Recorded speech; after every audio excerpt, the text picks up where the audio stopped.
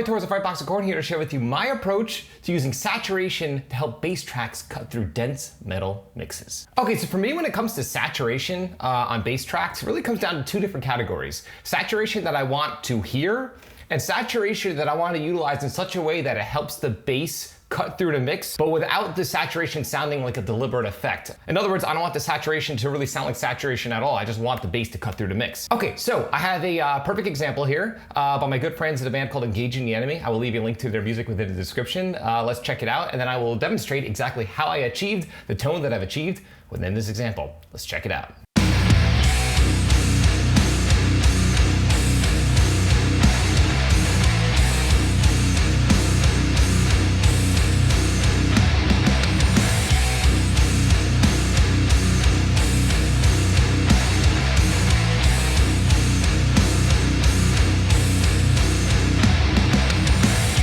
Okay, so in my opinion, pretty cool bass sound. It's driving, but it doesn't sound overly distorted. It cuts through the drums and the guitars, and you can hear the notes that the bassist is playing.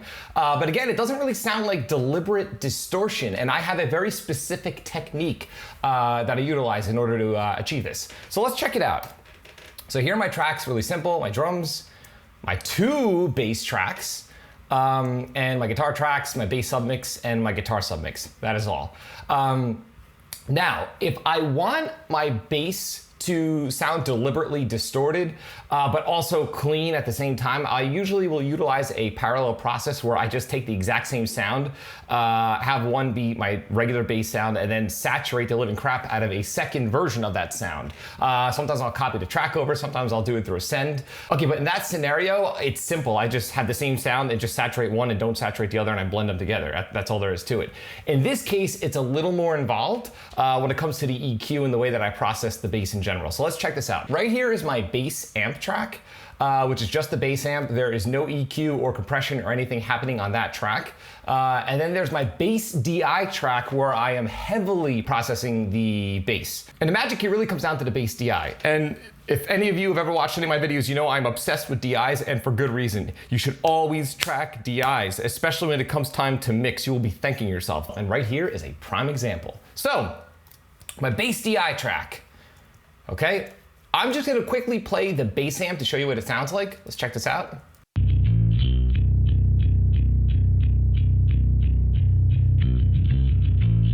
Okay, so the bass amp sounds pretty cool. It's got a lot of balls. It's really low-endy. It's not enough to cut through the mix. There's no EQ in the world that will help that cut through the mix. Yes, you could boost the mid-range, but for me, it'll never do the trick. I need something extra, and in this case, I utilize the bass DI. Okay, so I'm gonna bypass all of my processing, and now I'm going to play for you the bass DI track. Let's check this out.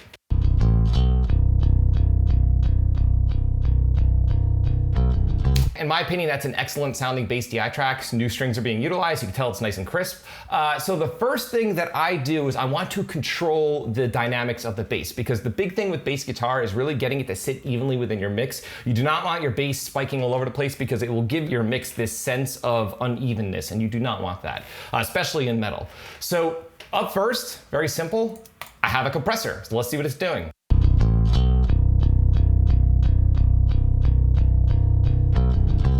Okay, so about 10 dB of compression. After the compressor, really simple. So I'm just using an amp sim just to add a little bit of extra distortion. I'm not very picky in this situation. I just want some extra saturation on the bass DI. The plugin really doesn't matter too much as long as it distorts, to be completely honest with you. So in this case, I'm using the Sans amp. Let's listen to what it sounds like.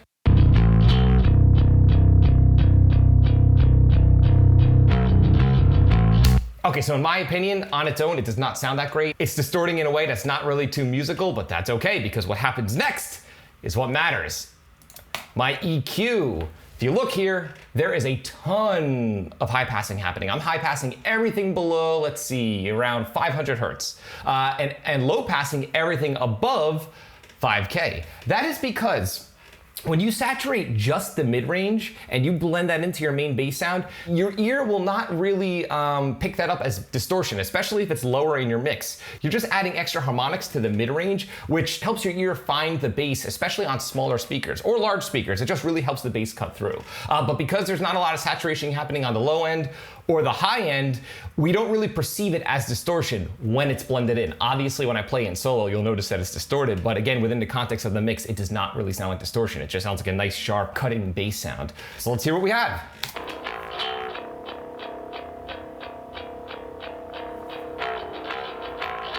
Okay, again, in my opinion, doesn't sound that great, but it doesn't matter. All that matters is how it sounds in context. So what's next is another compressor.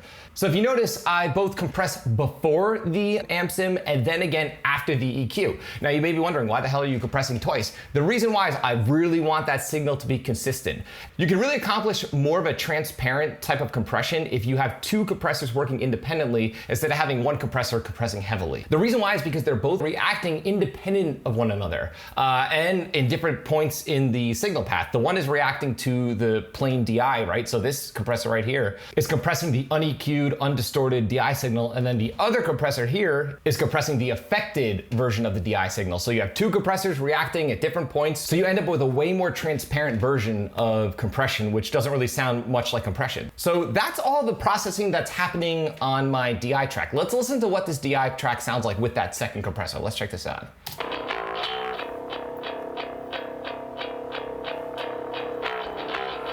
Okay, so this compressor is doing more of the heavy lifting. This one's compressing around 12 dB, and the second one is really just catching the peaks. So again, two compressors doing two different things, but creating a more consistent sound that's transparent. And that second distorted track within the context of the track, you will not even really notice. It just really adds a lot of balls and character to the bass sound.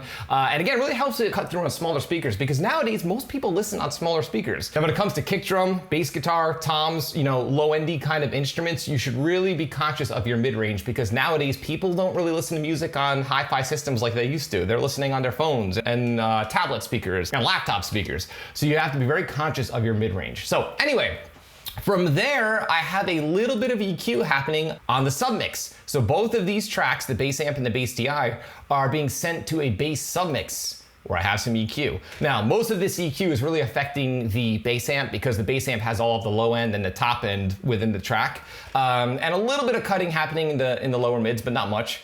So this EQ is just EQing both tracks as if they were one. From there, I just have another compressor. So a third compressor is just compressing the bus slightly. It's doing very little, just about a dB of compression, just to glue those two tracks together. I felt like that bass TI was kind of poking through a little too much, so I'm using this just to clamp down on both tracks as if they were one. It kind of just helps glue the two together, but it's not doing much, just a dB of compression. That's really it. It's a really simple concept. You're taking your main bass sound and then you're blending in a saturated version of just the mid-range, and it really helps the bass cut through. Okay, so let's listen to the track once more. Let's check this out.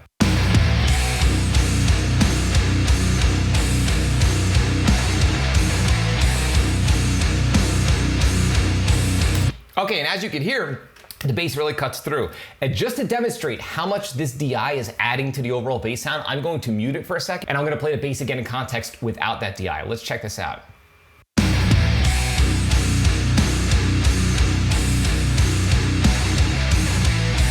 Okay, so as you can tell, when I pull out that bass DI from the mix, it makes a massive difference. The bass almost kind of becomes lost. You feel the low end punch of the bass, but the presence is really obscured. Okay, so I'm gonna play the mix again once more with both combined, and let's just take a close listen to what that DI adds. Let's check this out.